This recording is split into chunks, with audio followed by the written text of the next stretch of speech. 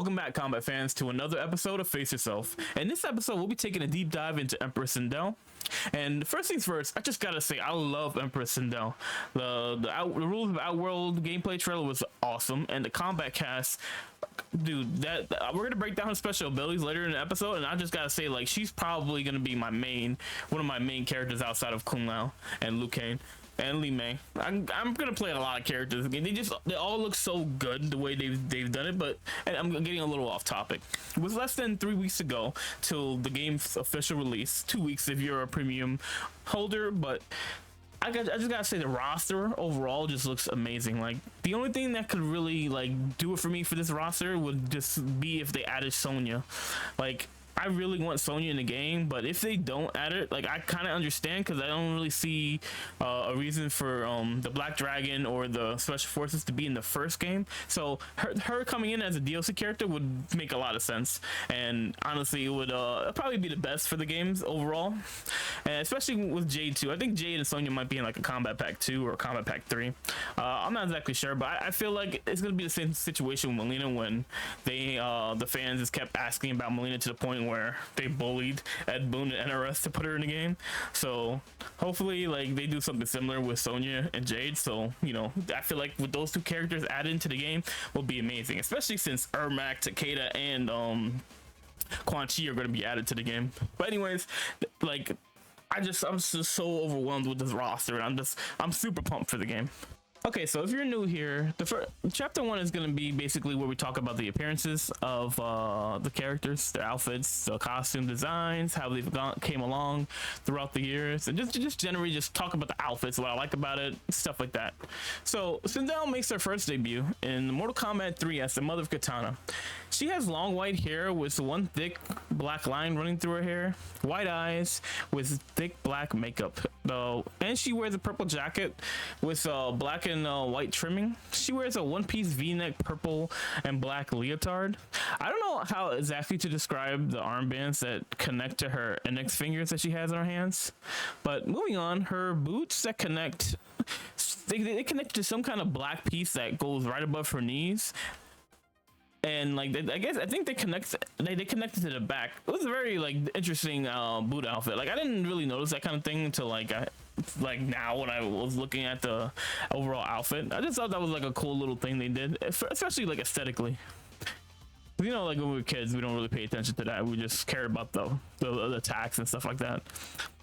We don't see her again in any of the games till Mortal Kombat Deception. Her primary costume has been upgraded quite a bit.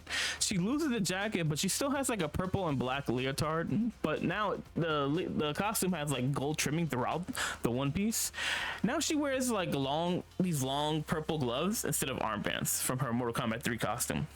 The sides of her leotard also connect directly with her purple and black thigh-high boots. She also has like these gold pieces that are sprinkled throughout the boots. And she has heels at the bottom of her boots, unlike her Mortal Kombat 3 where it's just like sneakers. Her alt costume is personally probably my favorite in the Mortal Kombat Deception game. She wears like a black and gold crown cap type thing that kind of covers her hair. This is like the first time we see her wearing any kind of headpiece, like tiara or anything. And the new costume is actually red and black with silver throughout the costume. This costume was a bit different than other iterations, showing a lot of skin. She has like rubies throughout the outfit. There's a cloth that drapes behind her on the back of the outfit. She also has like these dark red thigh-high socks and black boots that connect with the rest of the outfit. The boots are very detailed overall. This costume was super dope, and it's definitely my favorite costume out of all the costumes that Sindel has had. I'm like really hoping that the costumes for Mortal Kombat 1 could like match up to that, like have some kind of like look that looks similar to Deception, or even put Deception costumes. Like if NetherRealm wants this game to survive, put the Deception costumes and costumes from like throughout the timeline into this game. They could do that, especially with the season stuff for like the crypt. I feel like they could do something like that, like where they talk about the timeline where Deception happened in Onaga. Like, that could be great, dude. I hope that they do something like that, because then you can get costumes from like the Deception era, like for Li Mei and Quan Chi. Like, it just makes the most sense, because a lot of the characters that were in Deception are going to be in Mortal Kombat 1. But anyways, moving on to Mortal Kombat 9. Her outfit takes a lot of inspiration from her Mortal Kombat 3 outfit. The leotard-esque costume now has like a coat woven into the costume unlike her MK3, she has like a black and purple gauntlets with a purple cloth draped behind her leotard. So basically, like the coat is actually like woven into the actual like leotard instead of it being like a separate piece, which is pretty cool. They try to like, I see they took inspiration, but they didn't want to make it exactly like the old costume. But anyways, the boots are now purple and like a grayish purple with some black trimming. They brought back the leotard straps above her knees again. No, I said leotard, leather straps above her knees again, much like her Mortal Kombat 3 costume. Her all costume is a bit different. She now wears her hair in a ponytail as well with a tiara. The whole outfit has like a black and purple throughout the entire costume. Her whole outfit kind of connects directly throughout each other. She has these thick shoulder pads with black lacing that goes under her armor. It's kind of weird that her chest doesn't have like any black lacing. It's just like the rest of them, like her arms and legs and everything has it. But anyways, she wears like these long black gloves that connect to some kind of black. It's like a black armband with like a purple gem. It's pretty cool, but I don't know what the point of it is. But anyways, on her legs, she only has like the padding on the sides, which connect directly into her boots. And like I said earlier, she has like that black like lacing type thing. I forget what it's called.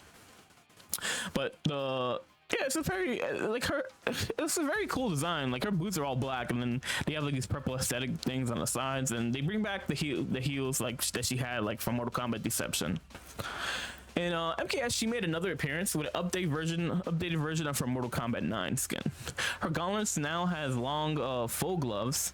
She also has like a black neck brace type of thing that connects into her corset. I'm not exactly sure what it's called, so like I'm just gonna call it the black brace thing for now. Her boots look the most different from the costume. Now they're fully black, but she has like these silver trimming pieces all like around the top of her boot, and like now she has like purple, like she has like really bright purple, like I don't know what the heck they're called on the side, but on both sides of the boot they have like these purple designs. Overall, it's a really good design from I liked it. I think I liked this one more than I liked her Mortal Kombat 9 primary skin. So moving on to Mortal Kombat 11 Aftermath. I chose the one that they use for Mortal Kombat 11 story. So just starting off from there, she continues with she doesn't have the white eyes no more, and now she has like her regular human eyes because she's not being controlled. I'm guessing that like her being controlled was the white eyes has something to do with it. But then to her deception, she still has the white eyes, so maybe it doesn't. So I don't know. Maybe it's just a different like aesthetic change to her character. But anyways, she has a black collar that connects directly into her purple corset. There's like gold plating on the stomach piece, and the corset drapes down behind her belt. But like towards like her butt, like it drapes like it's like really long the way it drapes down and it also has like gold plating throughout the costume as well. She also has like black shoulder bands and some kind of purple cut sleeve that drapes below her arm. Yeah, so her boots are actually really cool because like she has like so she has like these stockings that have like again with the gold plate on at the top, but it goes into the boot. And the color of like I guess this is like a sock, some kind of stocking type, leather stocking type thing.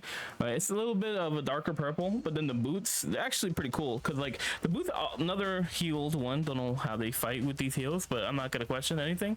But anyway, so like the boot is like a brighter purple, and then like have like these like I don't know what those things are, like the trimming on the boots, like it looks like silverish purple type of look, but I could be wrong. Anyway, this costume, it's cool. It's really cool, but like, I don't know, it just didn't scream Sindel to me. Like it just, I mean, I guess it was more like an elegant type of Empress type of vibe they were trying to go for, but like, you know, I always miss like the full, like the corset look that they have in the other skins. So that's just my opinion on the Mortal Kombat 11 skin. Although Mortal Kombat 11 period with Sindel is just like something I just don't like at all. I'm not gonna lie. But anyway, so moving on to Mortal Kombat 1, Sindel wears a full body costume again.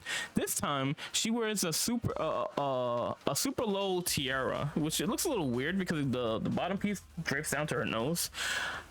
I don't know how I feel about that. I'm sure there'll be different tiaras that will look better, but Just the default one looks a little weird, but anyways, she wears like these bicep armor pads. She wears a tan full body underbody suit throughout the outfit, and she has like these gold and silver and purple. Like a lot of these costumes in Mortal Kombat 1 are very like colorful, like in the way that they just use the different type of trimming, and like they love their leather straps. Like I'm not gonna lie, like she has leather straps around her chest and her legs. She also has like these lion looking badges everywhere. Like they look cool though. And then like instead of like wearing like normal gauntlets, she has like these stainless steel armored gauntlets on her left, and on her left hand she has like 2 unique rings.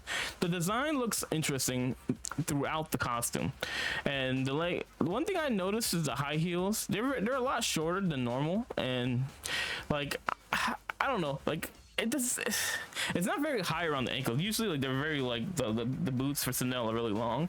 I don't know, I think that this could be good though, because like not having like a super pointed heel could be good, especially if you're trying to run around and fight and the way that she fights. But anyways guys, that's gonna cover it for the appearances in this section of Face Yourself. So starting off with the moves, Sindel has a spin kick from Mortal Kombat 9 that they brought back, where at the end of it she could pop him up with a flip. I didn't see if it didn't seem like you need to enhance it. I'm sure if you enhance it, it probably does a more powerful hit. But either way, they both pop up, it looks like. The Banshee, you can't have a Sindel without having her Banshee scream, or just a Sindel scream, however you want to say it. I feel like that Banshee scream just sounds better. And it's just the normal way. If you enhance it, it lasts longer. Nothing really has changed about this ability. She no longer has a scream fireball, which I think is interesting. So now the fireballs come from her hair, which I actually kind of like. I'm not gonna lie, because it makes sense. Her hair being such an important part of her fighting style, it makes sense that they incorporate her hair more into her abilities. And like she has a low one and a mid one, and she even has an air one. So the air one is not like a diagonal one anymore. Now it just goes straight, but like it looks really cool, and it's very fast, the one that you could do in the air. If you enhance it, it will also go through regular fireballs. A good zoning tool for characters that want to just try and get through, like people like Sub-Zero just keep throwing freeze balls, or someone like Liu Kang just keep throwing the fireballs. He just enhance to get through, and it just rush in quickly. You know what I mean? And it's plus like to know they brought back her float, so you know getting through the people's like a low ball fireball is gonna be a lot easier with Sindel. It's pretty self-explanatory for it. And then you can also like, okay, so I was looking at the combat cast, and they showed like in Sindel's float you can cancel it into combos, and if you enhance it you can cancel it and it will be faster. It's gonna be annoying to deal with. Somebody gets really good with Sindel, because of the mind games she's gonna be able to play are gonna be insane.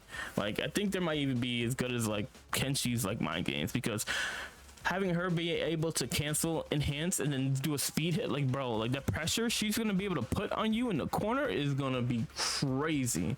Like I'm not even gonna lie, like I'm probably gonna do something like that. And then especially like when you have characters like Kano and like Serena that have like the move that staggers the enemy, so you can jump in and just start up another combo. Like dude, it's gonna be crazy. Like Sindel looks like she's gonna be really good. She also has a new ability where like these are actually cameo related, where she enhances the speed of which the cameo recharges, and she can even stun the enemy cameos. And if you enhance it, you can even steal their cameos for a little while, which is crazy when you think about the fact that cameos play such a big part in combat. So not being able to have access to your cameo for like what it looks like 5 seconds, 6 seconds, is gonna be a huge deal, because like this is the way of how reliant certain characters are with their cameos. Like a character like Li Mei, has pretty good moves on her own, but like it could be really a pain in the ass like when you need Frost Freeze or someone else to like really help her get the most out of her combos. She's gonna be super fun, and her combos look like they're gonna be great, especially with her lows. Like, oh man, she's gonna be so fun to mess with people, and then especially when you can mess with the enemy's cameo, like it's gonna be crazy. Like her abilities are gonna be nuts, and she's gonna be such a pain in the ass. Like honestly, it's starting to remind me of Mortal Kombat 9 with Sindel. Like, and I love Sindel in Mortal Kombat 9. She was like one of my favorite characters to use in that game, besides like Kung Lao, obviously, but like just her special ability. I can't wait to get my hands on Sindel. Like she's gonna be super fun to play. So there's this theory I've had since I first played Mortal Kombat 9 about the story and just something that I've been thinking about. What if in the beginning, when Raiden is fighting Shao Kahn, when he's casting the spell, he makes a mistake, and by sending the memories back in time, he actually created a splinter timeline, because maybe he sent the memories to a altered timeline where Sindel was already evil, and a bunch of things that had happened in this timeline were different from the one that happened in the OG timeline. Like, this could explain a lot of why a lot of things happened so differently compared to the Mortal Kombat original timeline. You know what I mean? Like, maybe this wasn't a reimagining of the original timeline, but rather something completely different. So in the Splinter timeline, everything was pretty much the same, even with Raiden's meddling, except a few key things, such as Jax's arms being ripped off by Ermac, Sindel's new backstory, Cabal being a cop, being burned alive by Kintaro, or even Shang Tsung being forced to become Sindel's like new power through Shao Kahn's like soul. I guess it was a soul steel or whatever it was, some kind of advanced version of the soul steel. But anyways, it's neither here or there. Like, everything was pretty much the same except leading up to the invasion of Earthrealm. Liu Kang and the rest of the forces alike was not supposed to die. Only Johnny Cage was supposed to die, and even then, like in the original timeline, Johnny Cage dies during the Mortal Kombat 3 game, but then he comes back as a spirit and repossesses his body because of the blink of the realms merging. It blocked his way to going to heaven. Sindel was supposed to break free of the brainwashing, and afterwards she was supposed to be helped to become good and help free Edenia from Shao Kahn with Katana. She wasn't supposed to join him or be married to him or even love Shao Kahn. He was the enemy. Like, he killed her husband, took her realm from her, and she was not supposed to love this guy or even kill King Jared like in Mortal Kombat 11, which it just doesn't make sense. However, she doesn't, and then with the essence of Shang Tsung, she fights the forces of light and kills everyone except Sonya and Johnny Cage. Because of Night Wolf's sacrifice, he was able to finally defeat Sindel, but at the cost of sacrificing his life force to destroy her. This is a huge divergence from the original timeline. Everything that followed, especially with Shinnok, he was supposed to be defeated by Liu Kang and stay gone until Armageddon. The Deadly Alliance was supposed to kill Liu Kang and bring about the Dragon King Onaga's return, leading to Armageddon. Instead, Shinnok is defeated by Johnny instead of Liu Kang. The Deadly Alliance is never formed because Liu Kang was never a threat after Mortal Kombat, between Mortal Kombat 2 and Mortal Kombat 3. He's already dead, so Onaga never appeared because the Deadly Alliance never happened. Like, Quan Chi and Shang Tsung never partner up because Shao Kahn and Liu Kang were already dead, so there was no need to form the Deadly Alliance to get the undead army of Onaga. And thusly, there was no plot plan for Reptile to find. There was no need for him to rush to the palace to warn Shao Kahn of the Deadly Alliance's plot. Natara never appeared in any of the games because she had nothing to do with the plan to destroy Shao Kahn, and making Reptile waste his time by going to Katana's base, and basically just a lot of the things that happen with Onaga doesn't happen. Like, Reptile never finds out that Natara helped the Deadly Alliance to kill Shao Kahn by making himself here, so he never would have a need to go seek revenge, and he would never have to go find Natara and then unknowingly becoming the Dragon King by becoming the new vessel of him, because he didn't go after Natara. So instead of the Onaga arc, we get the Shinnok arc much later than normally was. Like, in the beginning, like, okay, MKX, we see Shinnok, but then, like, we don't really fight him. It's a very short fight. Like, Johnny Cage and the rest of the Earthrealm warriors that are there managed to imprison Shinnok. And then 25 years later, we are introduced to a new generation of Earthrealm protectors: Takeda, Kunjin, Cassie Cage, and Jackie Briggs. The timeline has drastically changed, so much that the Keeper of Time had to intervene to fix the timeline, and thus we come to the new era. And I say fix loosely because she wanted it to create the timeline the way she wanted it to, and the timeline that she had has been going through a different set of events than she had planned for it because of all Raiden's meddling. But, you know, it is what it is. Like, at the end of the day, like I said, this is more of like a Splinter timeline, so this isn't exactly the original timeline. So my whole point here is that maybe in the new Splinter timeline, Sindel is just actually evil from the jump. Since Raiden interfered with this new timeline, he fractured it. So this Splinter timeline is a different history than what we know from the OG timeline, destroying all the history we already know of Sindel. I just thought this could explain why Sindel is so different in Mortal Kombat 11 compared to how she was in Mortal Kombat 3 to Mortal Kombat 9. I believe this soft reset is actually a Splinter timeline rather than a reset at all. Like, I just feel like it's just completely different from what we actually thought, and it could explain a lot of the things that happened with Sindel, with Sub-Zero becoming a cyberized and Smoke never becoming cyberite. Like, it just would explain a lot of the different things that happened, and even like Johnny Cage and Sonya Blade hooking up and all that. So I just thought I'd give you guys my opinion on like this theory that I've had for a little while that I've never talked about till now. Has Sindel always been good? Yeah, pretty much, I would say. For the most part, in every iteration of Sindel, they kept to the core of Sindel's story. In the original timeline, which is basically that Sindel sacrificed herself to protect Earthrealm from the same fate as Edenia, only for Sindel to be resurrected and brainwashed so Shao Kahn could violate the rules of Mortal Kombat and invade Earthrealm. That's how it's always been. That is until Mortal Kombat 11, which was a BS retcon, but we'll talk about that in just a bit. So, just to get a more in-depth look at Sindel's story, we'll be using her bios and canonical endings as well as just the other endings to just kind of make sense of like who Sindel is or was. Starting off with Mortal Kombat 3, Sindel is first talked about in the game's story. During this time, Khan had a queen. Her name was Sindel, and her young death was unexpected, which we now know was she sacrificed herself in some kind of ritual to create a barrier around Earthrealm so that Shao Kahn wouldn't be able to cross over, and to protect Earthrealm from suffering the same fate as Edenia.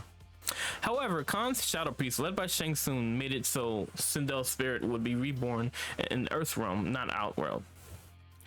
This itself could explain why Shang Tsung resided in Earthrealm, and why he had to hold the tournaments. In case they lost one of the tournaments, they had a backup plan. This unholy act gives Shao Kahn the power to step through the dimensional gate and reclaim his queen, who had been brainwashed, thus enabling him to seize Earthrealm. Since Sindel once ruled Outworld at Shao Kahn's side as his queen, now 10,000 years afterwards, after her untimely death, she is reborn on Earth. Her evil intent is every bit the match of Shao Kahn's tyranny. She is the key to his occupation of Earth. This bio we will later learn after defeating Shao Kahn was a ruse, because in her ending, Sindel receives visions of her true past self and turns against Shao Kahn. She discovers that her true king was named Jared.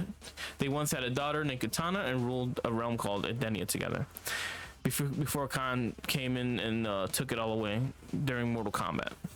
He uses Sindel as a pawn in his quest for Earth and took Kitana as his own daughter, but in defeating Shao Kahn, Sindel frees Earth. In doing so, she also liberates Edenia and assures a reunion with her 10,000-year-old daughter Kitana. Sindel makes a return in Mortal Kombat Deception after missing 2 games. With Kitana not being playable, Edenia royalty had to be featured in the game.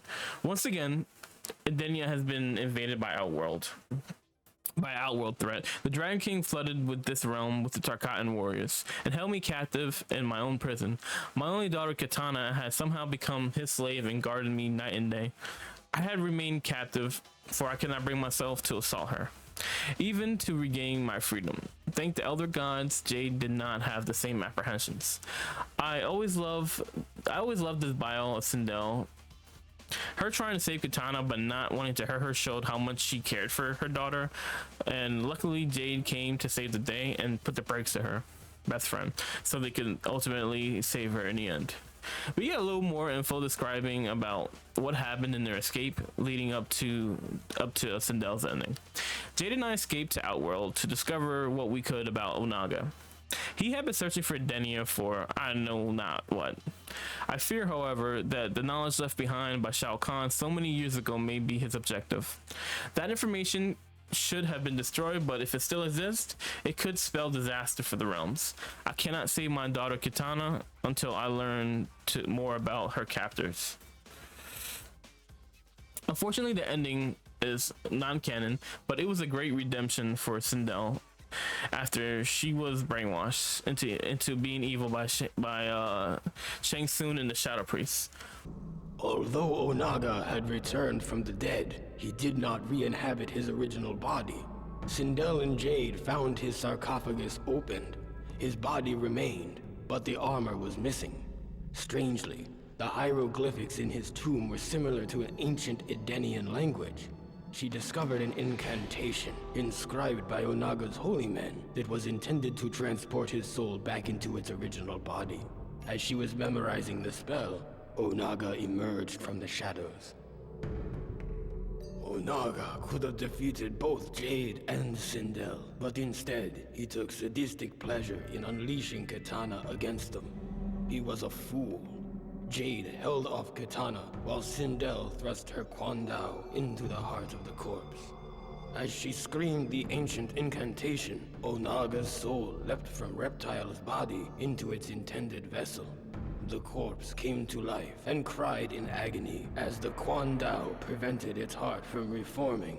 Sindel held the blade firmly in place as Onaga returned to the cold sleep of death. With the Dragon King defeated, the realms were safe, and Sindel's daughter Katana was free from his spell. May Edenia know peace once more. Armageddon had no bios, so there's not much to talk about here, especially since her ending is kind of generic. She brings back her husband using the powers of a god, and then her family just becomes like justice warriors or something like that. It's just like one of those real generic endings for families. But anyways, moving on to Mortal Kombat 9. The mother of Katana, Queen Sindel, was forced into marriage with Shao Kahn when he conquered her realm of Edenia. In an attempt to thwart the Emperor's design on Earthrealm, she sacrificed herself. Her suicide created a magical ward preventing him from setting foot there, but now that the barrier has been dissolved, Sindel has been resurrected. Her mind, now enslaved by Shao Kahn, Earthrealm's former ally, has now become a deadly threat. As you can see, it's an updated version of the Mortal Kombat 3 bio, and we can actually see the way she's resurrected and brainwashed. I have mastered the spells necessary for her resurrection. Her ward will be nullified, and with it, the barrier that prevents your entry into Earthrealm. I will return her to you, of course. You will find her much more cooperative. This is a very magnanimous offer. I wish only to serve, Emperor. I am weary of sorcerers, Quan Chi. Prove your worth. Bring her to me.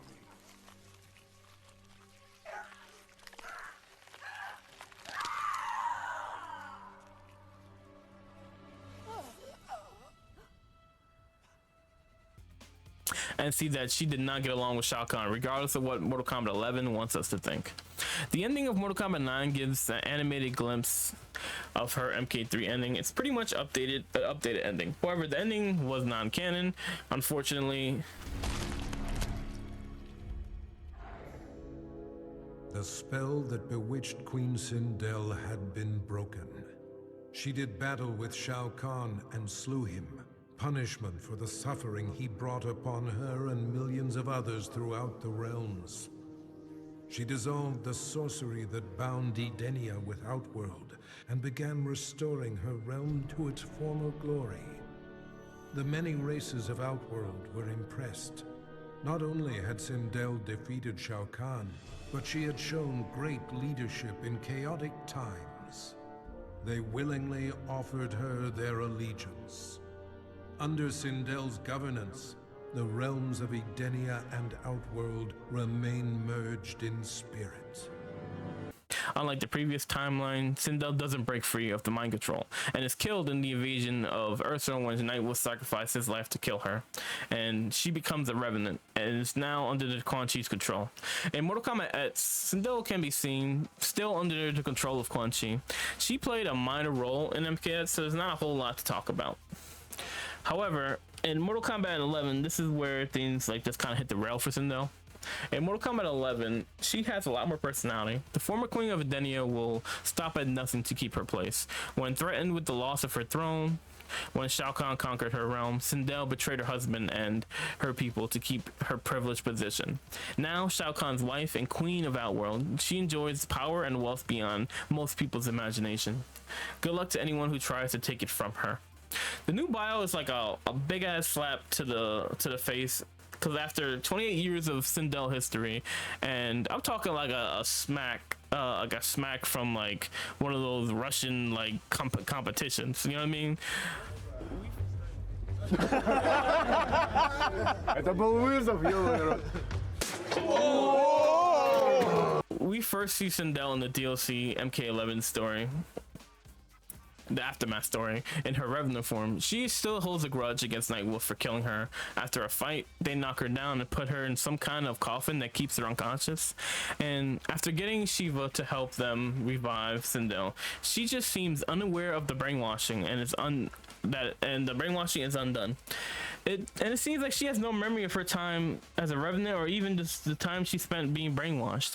And like she has always, and like it was just crazy to me, because like how does she just completely forget everything? Was it like the brainwashing spell has something where you won't remember it? Like, I don't know. It was kind of confusing.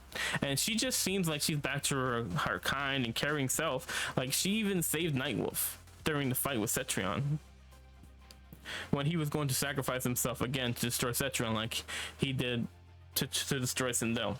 Unfortunately, this is where the act ends.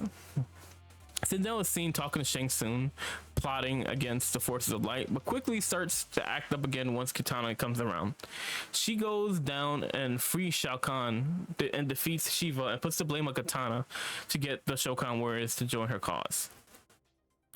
Shao Kahn and Sindel's relationship is so cringe. Like it felt so forced. It was ridiculous. Like it just didn't make any sense. Like you can't just have them be enemies throughout the entire history of Mortal Kombat and then like in one game try and force them to be lovers, quote unquote. It just didn't make sense. Like for the story, like so much stuff has such a big impact on the entire Mortal Kombat story. So even if the fact that they had told people that Sindel didn't want to get married to Shao Kahn, it doesn't change the fact that Sindel and Shao Kahn have been fighting for Edenia since Mortal Kombat 3 up to Mortal Kombat Armageddon. Like it's just such a wide history. You can't just fix that by just saying that, oh well, it was just a lie. Like that's not how it works. You can't do that. Like it doesn't make sense. But anyways, she and Shao Kahn would appear again during the invasion of Netherrealm. NRS finally remembered that young Johnny and Sonya and Cassie were around. I totally forgot about this part in the Johnny Cage episode of Face Yourself, so we'll go over here. Shao Kahn and Sindel defeat the family, and they actually plan. If you defeat them with Sindel, she actually forces Sonya. She wants to force Sonya and Johnny to be warriors for Outworld under her care. It's pretty fucked up, I'm not gonna lie. But anyways, it's basically like a redo of Mortal Kombat 9, except Shao Kahn is with her this time, where she's just fighting and killing all the forces of light. She throws Kung Lao over the freaking the river, the endless river, and then they break Liu Kang's leg. And the fact that Liu Kang lost to Shao Kahn is just ridiculous in itself. He got no power-ups or anything. Liu Kang already defeated him in the tournament. Like it just doesn't make sense that Shao Kahn was able to defeat Liu Kang, but it's just the BS of the aftermath story. Like it just doesn't make sense. Like it's just a way to push the story.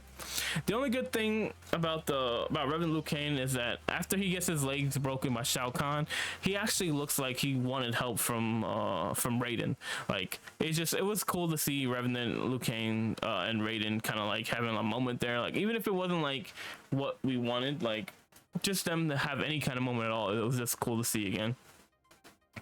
But anyways, the last we see of Sindel is when Shang Tsung, Shao Kahn, and Sindel march on the Chronicles Keep. Similar to how Liu Kang, Kitana, and Kung Lao marched on the keep, but this time around, like, this is obviously the bad guys part, so they just swapped the roles of the characters. And but this time, Shang turns on Shao Kahn and Sindel, steals their souls. This is the last time we see Sindel, a tragic end to a once great ally of Earthrealm and Edenia. But this Sindel deserved it for the destruction of the forces of light, the ending, and just overall just being a total bitch, bro. Like, she deserved everything that this version of Sindel got. Like, her being her soul being absorbed by Shang Tsung, she kind of just deserved it after everything, especially killing her own husband just to keep her throne. Like, that's just fucked up, I won't lie. But anyways, Sindel's ending is just more BS. Like, I don't even know if it's even worth talking about, because all her ending is that she gets obsessed with her power and she enslaves everyone and becoming just completely obsessed with her power. Like, it's the most boring ending they could have came up with Sindel, like her just being completely like entranced with her own power. But anyways, with Liu Kang defeating Shang Tsung and restarting the new era, Kitana got her wish. Liu Kang resetted the retcon, and Kitana got the mother she remembered, and we as Mortal Kombat fans got the version of Sindel we loved. Her bio enforces her being a good guy. When Sindel ascended to Outworld's throne, she worried that she was ill-prepared, and adding to her stress, her impending arranged marriage to Gerard, an Outworld noble forced into placate a rebellious region. So in this one here, they're saying that Gerard is not Edenian and that he is from Outworld. Crazy. Like, I just read that backwards and that just sounded crazy to me.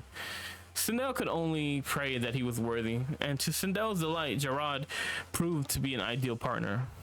Her early reign marked the start of a new golden age. Sindel then welcomed in two beautiful twin daughters, Melina and Kitana. She thanked the gods for her charmed life, which I think is weird. It doesn't say elder gods, so I'm still guessing. I don't know if this is true, but do the elder gods exist in this timeline? I feel like they don't, and that's weird, because there's no mention of elder gods in anything, any of the story, anything of the bios. Maybe we'll learn once the game comes out, but it's still crazy, you know. But anyway, Sindel has counted her blessings too quickly. When Gerard was murdered, Sindel's heart was broken. Smelling weakness, factions formed to challenge her rule. As her enemies conspire, Sindel fights to protect her family, her empire. She will do whatever it takes to defend her daughter's birthrights. I'm glad NRS corrected the misstep of Mortal Kombat 11. I also love how in the snippets of the story from the Rulers of Outworld trailer, it continues to show us Sindel is back on the Forces of Light side. Liu Kang and Gerard creating a new Mortal Kombat tournament to be a friendly tournament. We gather once again to honor my late husband's legacy, to continue the tournament that he founded with Lord Liu Kang. Empress Sindel. Let us meet your champion. Rather than a tool for dominating the realms, Sindel and Shao Kahn come to blows after talks about waging war versus not. You would consign us to endless war. Better that than be Liu Kang's lapdog. Did not your illustrious father teach you that war is the last resort? Do not forget that, General.